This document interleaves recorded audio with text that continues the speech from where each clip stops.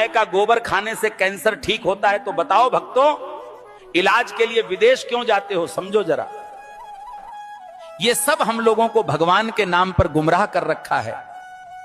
और जब यही लोग कहते हैं धन दौलत त्याग कर भगवान की शरण में आ जाओ, और खुद कहीं पर भागवत कहने जाते हैं, लाखों रुपये लेते हैं, ये मायाजाल ही तो है। भगवान की शरण में जाने का मतलब ये थोड़ी है कि अपने शरीर का ध्यान छोड़ दो। जो शरीर भगवान ने दिया है उसकी सेवा भी तो ईश्वर सेवा है। जब बुखार आता है तब राम की जगह दवा ढूंढते हो, जब जीवन भर की परेशानी हो तब बाबा का झूठा गोबर इलाज क्यों बन जाता है? गाय पूज्य है, इसमें कोई दो राय नहीं, पर यह कहना कि गोबर खाने से कैंसर ठीक हो जाएगा, यह विज्ञान नहीं, धोखा है।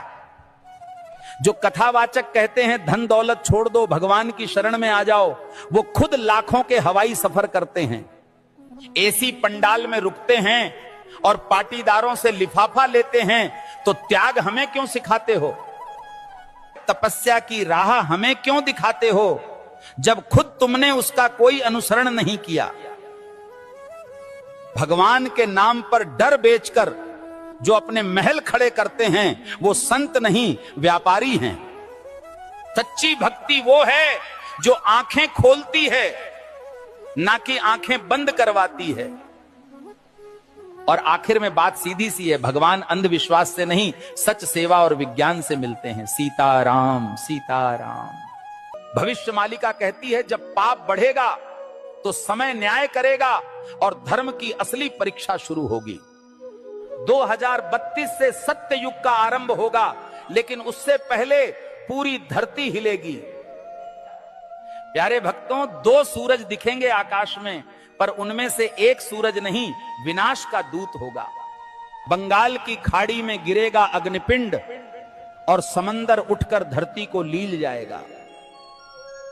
7 रात तक सूरज नहीं उगेगा, चांद नहीं दिखेगा, बस अंधकार होगा और भय।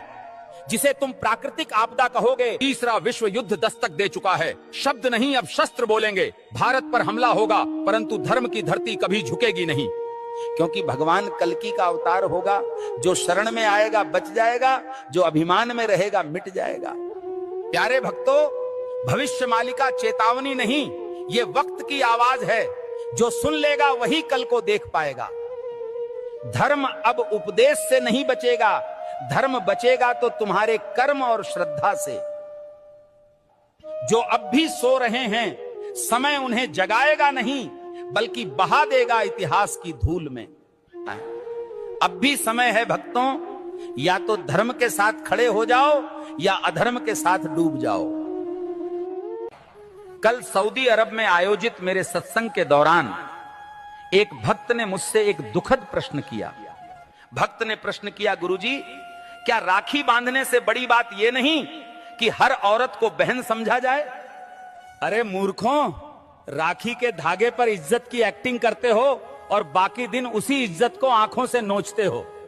राखी का धागा इज्जत का प्रतीक है, पर नजरें ही इज्जत न दें तो वो धागा क्या करेगा? जो आज बहन कह रहे हैं, कल उसी जैसी स्त्री को घूरते हैं। यही विडंबना है। जिस दिन पुरुष की नजर नारी को सच में बहन समझने लगेगी, उस दिन हर बेटी, बहन, हर स्त्री सुरक्षित अनुभव करेगी। भाई कहे जाने से कोई बड़ा नहीं बनता, उसके विचारों और दृष्टिकोण में सम्मान हो, यही सच्ची मर्दानगी है। राखी की रस्म निभाना सरल है, पर नीयत की सफाई असली परीक्षा है। हे प्रभु, जो स्त्री को देखकर गंदे ख्याल लाता है, वो कभी भाई